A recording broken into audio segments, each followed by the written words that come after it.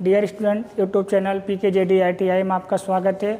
आइए आज हम बात करेंगे fitter second year trade theory और चैप्टर होगा पाइप फिटिंग। तो पाइप फिटिंग के बारे में हम पाइप मतलब कितने प्रकार के होते हैं पहले ये बताएंगे और नेक्स्ट क्लास में हम पाइप फिटिंग के सारे इक्विपमेंट और सारे टूल्स बताएंगे। इसमें सिर्फ और सिर्फ हम चर्चा करेंगे टाइप्स ऑफ पाइप के बारे में, पाइप कितने प्रकार के होते हैं, कौन से पाइप को कहाँ इस्तेमाल किया जाता है और उसमें क्या मेरिट होती है और क्या मेरिट होती है, इस्तेमाल करने का क्या पर्पज रहता है, उद्देश्य रहता है। तो सबसे पहले हम बात करेंगे टाइप्स ऑफ पाइप, और टाइप्स ऑफ पाइप में पहला होगा हमारा वो cast iron pipe. Cast iron pipe जो होता है वो ढलवा लोहे का बना होता है। कास्ट आयरन पाइप जो मतलब पानी को एक स्थान से दूसरे स्थान तक पहुंचाने के लिए यानी वाटर सप्लाई में इसका इस्तेमाल होता है, क्योंकि कास्ट आयरन जो पाइप होता है इस पर जंग नहीं लगता है।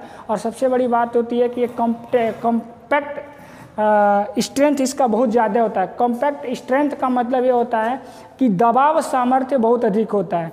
और ये कास्ट आयरन जो होता है ये 6 प्रकार का होता है, जैसे grey cast iron, white cast iron, wrought cast iron, इस तरह का। तो इसमें हम जो इस्तेमाल करते हैं वो ज़्यादातर इस्तेमाल करते हैं ग्रे कास्ट आयरन।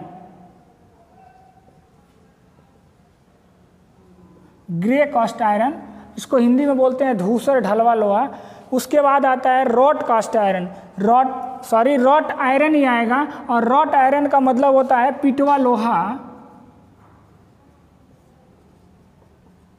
पिटवा लोहा, इसको हम रोल करके और बेल करके बनाते हैं। इसको हम ढलाई नहीं करते हैं, गला के ढालते नहीं हैं, बड़े बड़े रोलरों से बेल करके सीट आती है और उस सीट को रोलर से बेल करके और बेल्डिंग करके बनाते हैं। तो इसमें हमारा ढलाई नहीं होता है, बेल्डिंग करके या थ्रेड करके उस पर एक पाइप को दूसरे पाइप को सॉकेट से जोड़ करके बनाते हैं। और इसमें हमारा पाइप ये एक स्थान से दूसरे स्थान तक तरल पदार्थ को भेजने के लिए इस्तेमाल किया जाता है। और इसकी स्ट्रेंथ जो होती है टेंसाइल स्ट्रेंथ बहुत ज़्यादा होती है, तनाव सामर्थ्य बहुत ज़्यादा होती है, इसलिए इसका इस्तेमाल हमको एक स्थान से दूसरे स्थान तक तरल पदार्थ को करने में किया जाता है। तीसरा आता है GI पाइप। GI पाइप का मतलब इंग्लिश होता है गैल्वेनाइजिंग पाइप। गैल्वेनाइजिंग पाइप का मतलब हुआ कि उस पर जिंक की, गैल्वेनाइजिंग का मतलब ये होता है जिंक का परत चढ़ाना। जिंक जो है वो ये 220 डिग्री का गलनांक होता है, और जो लोहे पे एक परत चढ़ जाती है, कलई कर दी जाती है, तो उस पर जंग नहीं लगता है, यानी संक्षारण रोधी हो जाता है, इस पर कोरोजन नहीं होता है। जैसे आप देखे होंगे गाँव में इंडिया मार का नल होता है, बोलते हैं लोग GI का पाइप है, यानी वो हमेशा चमकता रहेगा, उस पर जंग नहीं लगेगा। क्यों नहीं लगेगा? क्योंकि उस पर जिंक की परत चढ़ाई गई है। जिंक की जो परत चढ़ाई जाती है उसी को इंग्लिश में बोलते हैं गैल्वेनाइजिंग, और शॉर्ट फॉर्म में बोल दिया जाता है GI पाइप। तो इसका जो हमारा इस्तेमाल होता है ये एक स्थान से दूसरे स्थान तक पानी को ड्रेन करने के लिए या स्टीम लाइन को भी ड्रेन करने के लिए, कम सुपर पावर स्टीम नहीं है, कम पावर की स्टीम है, कम वो हीटेड स्टीम है, तो उसको भेजने के लिए हम अपना GI पाइप का इस्तेमाल करते हैं। उसके बाद आता है स्टील पाइप।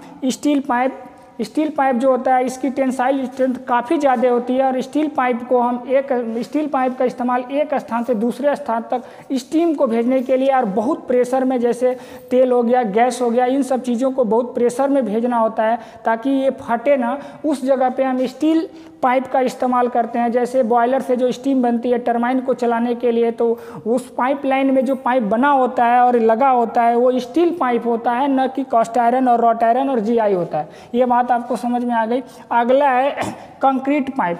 तो कंक्रीट पाइप क्या होता है? जैसे कंक्रीट यानी गिट्टी और बालू, सीमेंट और उसमें सरिया लगा करके जो पाइप की ढलाई होती है उसी को हम बोलते हैं कंक्रीट पाइप। ये बहुत बड़े व्यास में बनते हैं, और एक गटर का पानी हुआ या नाले का पानी हुआ, इकट्ठा पानी हुआ, यानी ज़्यादा मात्रा में तरल पदार्थ यानी द्रव पदार्थ को एक स्थान से दूसरे स्थान तक भेजने के लिए हम कंक्रीट पाइप का इस्तेमाल करते हैं। और इसका लाइफ टाइम जो होता है वो काफ़ी ज़्यादा होता है, लगभग 70 से 80 साल तक होता है, ये जल्दी ख़राब नहीं होता है।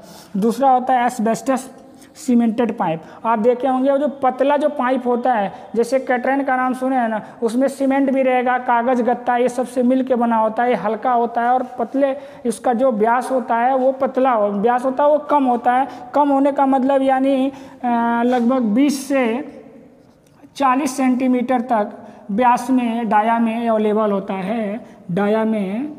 होता है, 20 से 40। और ये जो होता है ये बहुत अधिक 60 से लेकर के 120 तक चला जाता है, और अधिक भी हो सकता है। उसके बाद आता है non ferrous metal. Non ferrous metal का मतलब होता है अलौह धातु। अलौह का मतलब जिसमें लोहे की मात्रा न हो उसी को अलौह धातु कहते हैं। जैसे पीतल, पीतल में हमारा लोहे का मात्रा नहीं होता है। पीतल कॉपर यानी तांबा और जिंक का मिश्रण है। और अपना जिंक ले लीजिए, पीतल ले लीजिए, तांबा ले लीजिए, एल्युमिनियम ले लीजिए, सोना ले लीजिए, चांदी ले लीजिए, सब क्या है नॉन फेरस मेटल है, यानी उसमें लोहे की मात्रा बिल्कुल नहीं है, इसलिए नॉन फेरस मेटल कहते हैं। इसमें कई तरह के पाइप आ जाते हैं, जैसे कॉपर हो गया, जिंक हो गया, ब्रॉस हो गया, उसके बाद से एल्युमिनियम हो गया,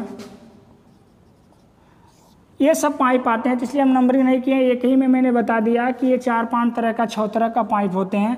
ये नॉन फेरस मेटल पाइप का इस्तेमाल वहाँ पे किया जाता है जहाँ पे बहुत ज़्यादा जंग लगना है, यानी जो पर्यावरण से हमारा सुरक्षित रह सके, जैसे नोजल या ये स्टीम का सेफ्टी वाल, ये सब जो बनाए जाते हैं, और या कोई स्टीम को एक स्थान से दूसरे स्थान तक सुपर स्टीम में भेजना है तो इन सब पाइपों का इस्तेमाल किया जाता है। या जहाँ पे संक्षारण रोधी रखना हो वहाँ पे हम नॉन फेरस मेटल पाइप का इस्तेमाल करते हैं। अगला है कंड्यूक्ट पाइप। कंड्यूक्ट पाइप छोटे कार्यों के लिए इस्तेमाल किया जाता है, ट्यूब टाइप का होता है। उसके बाद कैनवास पाइप। कैनवास पाइप आप ये देखे होंगे, जैसे हमारा अभी ये जो सिंपली हम पाइप इस्तेमाल करते हैं, जैसे पंपिंग सेट वगैरह हो गया, इन सब में पतला पतला जो पाइप होते हैं वाटर से, मोटर से ये पंखी से लेकर के इंजन में जाने के कूलिंग सिस्टम को रखने के लिए, पानी भेजने के लिए, उन सब में इस्तेमाल होता है, वो हमारा